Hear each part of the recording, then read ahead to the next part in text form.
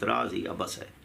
تو یہ اس ضمن میں آخری سوال رہ جاتا ہے کہ روایات میں ہے کہ جناب سیدہ سلام اللہ علیہ سے گواہ طلب کیے گئے، روایات میں آتا ہے نا، تو کیا بغیر گواہوں کے فیصلہ کیا جا سکتا تھا یا شریعت میں اس کی کوئی گنجائش نہیں ہے؟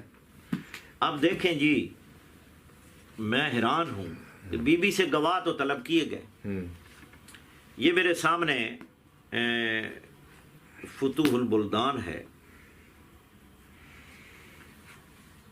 یہ فتوح البلدان ہے، میں آپ کو بتاتا ہوں، میرا خیال ہے وہ صفحہ اس کا، یہ انہوں نے عنوان ہی باندھا ہے فدق۔ اچھا، اور یہ عنوان ہی باندھا ہے فدق، اس میں، اور اس کی سند بھی ٹھیک ہے کہ قالت فاطمہ تو لے ابی بکرن ان رسول اللہ صلی اللہ علیہ وسلم جعل لی فدق فاعطنی ایہا۔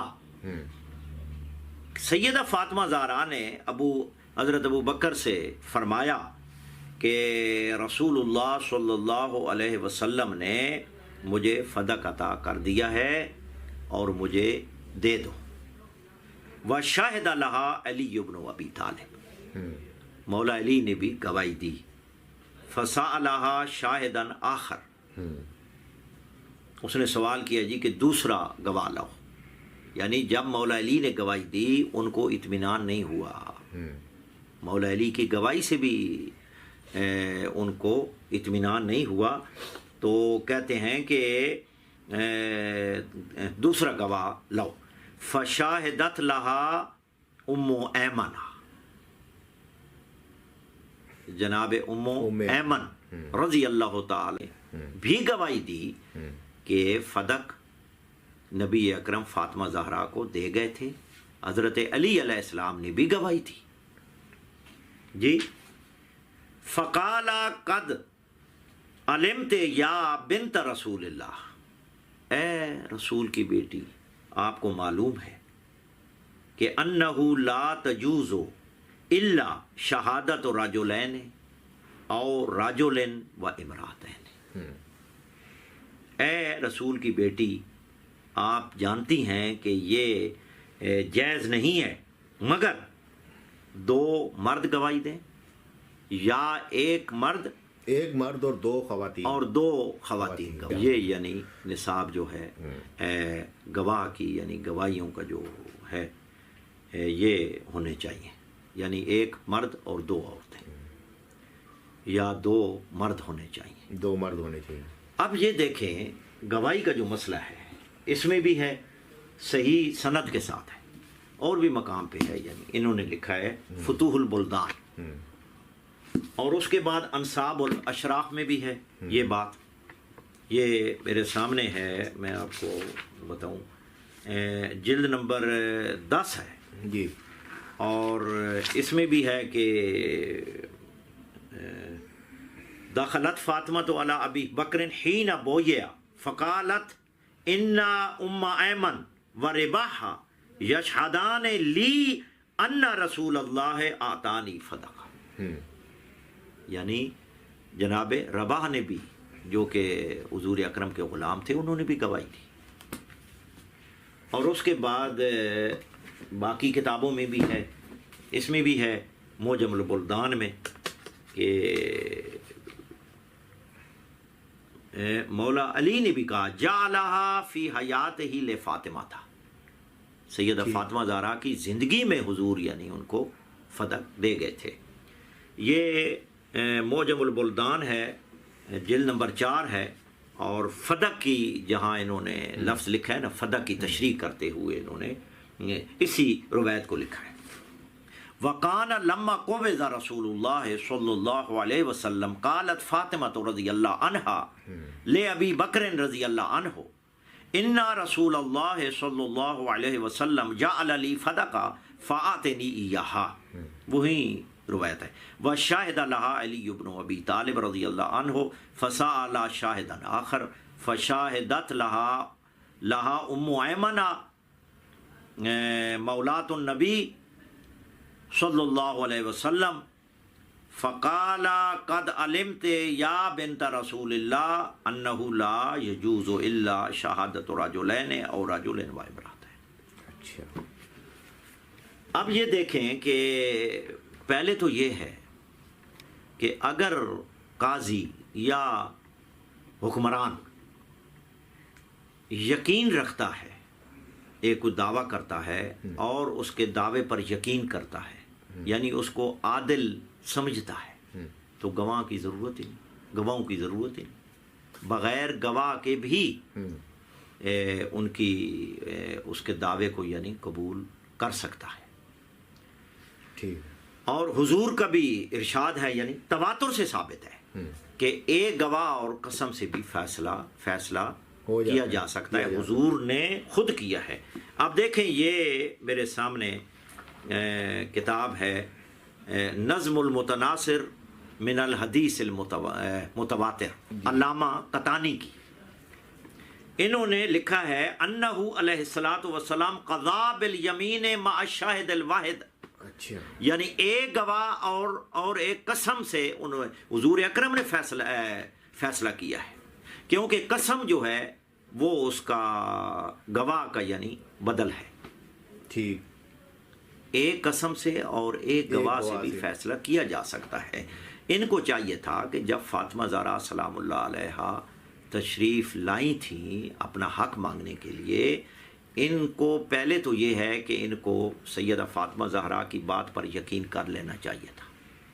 اگر گواہوں کا معاملہ آ گیا کہ گواہ یعنی مانگنے پڑے، تو حضور کی باقاعدہ یعنی حضور کا عمل موجود ہے، سنت ہے یہ کہ ایک گواہ اور ایک قسم، اس سے بھی فیصلہ ہو سکتا ہے. اور یہی بات قطف الاظہار المتناصرہ فی الاخبار المتواترہ میں موجود ہے کہ حضور نے یعنی ایک گواہ اور قسم سے فیصلہ جو ہے وہ کیا. یہ باقاعدہ یعنی کتابوں میں موجود ہے. اس کے بعد حضرت ابو بکر نے، یہ بخاری میں ہے کہ بحرین سے جب مال آیا تو حضرت جابر ابن عبداللہ انصاری، یہ مشہور واقعہ ہے، رضی اللہ تعالی عنہ آئے. انہوں نے کہا جی کہ حضور نے مجھے کہا تھا، یعنی فرمایا تھا کہ اتنا مال تیرا ہے. جب یہ حضرت ابو بکر کے پاس گئے، یہ مشہور واقعہ ہے، بخاری میں ہے، باقی کتابوں میں بھی ہے، تو انہوں نے کوئی گواہ نہیں مانگے اور مال ان کو دے دیا. اچھا.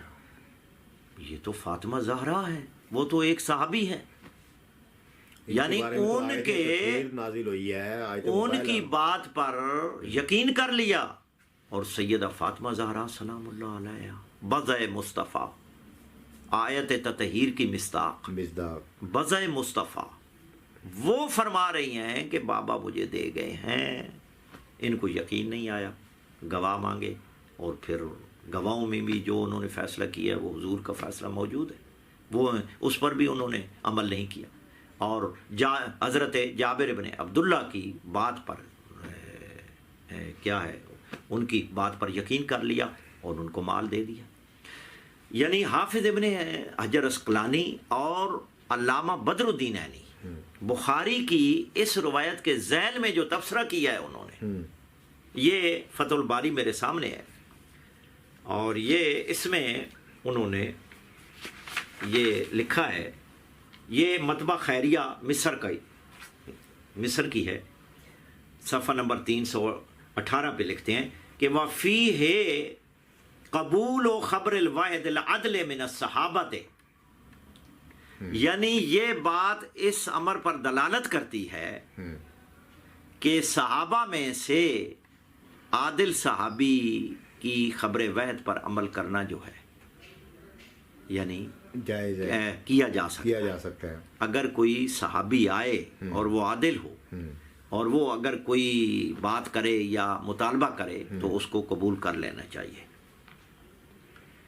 فیہ قبول خبر الواحد العدل من الصحابہ ولو جرا ذالکا نفعا لنفسہ، اگرچہ وہ اس خود یعنی اس کے اپنی ذات کے لیے ہی اپنی ذات فائدے کے میں لیے ہو، فائدے میں ہو، یعنی اس کی ذات کے لیے ہی فائدہ ہو، پھر بھی اس کی جو اس کی یعنی خبر وعد پر اعتبار کیا جائے گا اور اس کو قبول کر دیا جائے گا۔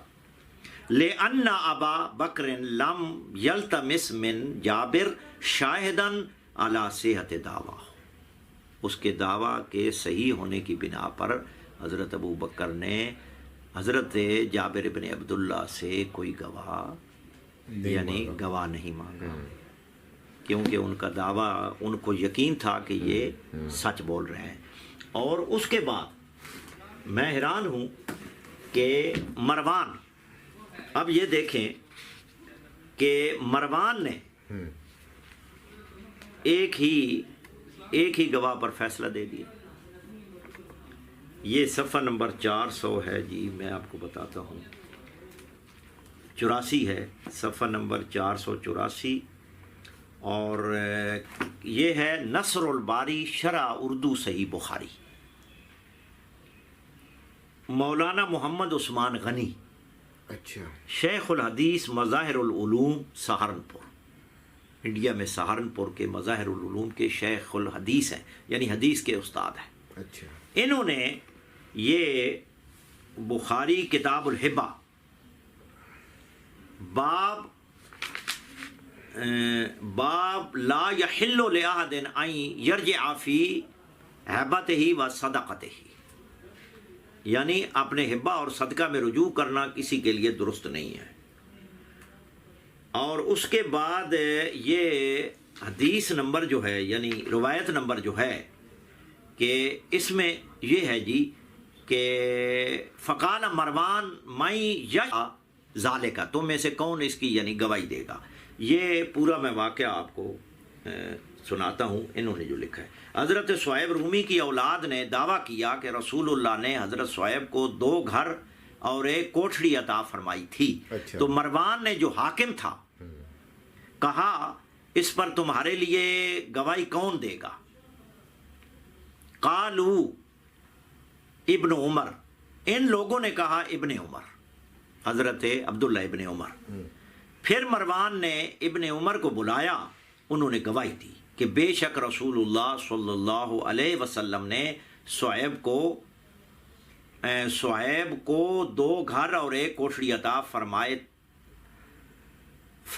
تھا، عطا فرمائے تھے۔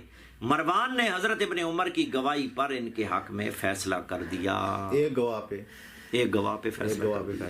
کسی نے ان پر جرح نہیں کی، کسی نے ان کو غلط نہیں کہا ہے جی۔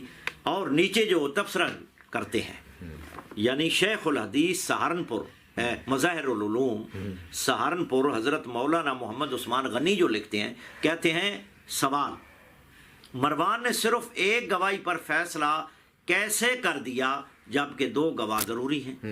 جواب، مروان کون سا عادل حاکم ہے؟ اگر اس نے ایک گواہ اور اپنے اعتماد پر فیصلہ کر دیا کوئی تعجب کی بات نہیں۔ ممکن ہے، اب دیکھیں آگے، ممکن ہے کہ مروان نے ایک گواہی کے بعد مدعیوں سے ایک قسم لی ہو، ممکن ہے، یہ ممکن ہے۔ اب دیکھیں مروان کو بچانے کے لیے ہے جی، اور مروان کا مذہب ہو جیسا کہ امام شافعی رحمۃ اللہ علیہ وغیرہ کا مذہب ہے۔ اب دیکھیں ان کو بچا رہے ہیں کہ ممکن ہے کہ انہوں نے قسم لی ہو، یعنی یہ یہاں دلیل نہیں ہے، ذکر نہیں ہے، دلیل نہیں ہے، کوئی بھی نہیں ہے، لی ہو۔ بس ایک آئے حضرت عبداللہ ابن عمر آئے اور انہوں نے گواہی دی، انہوں نے کہا ٹھیک ہے۔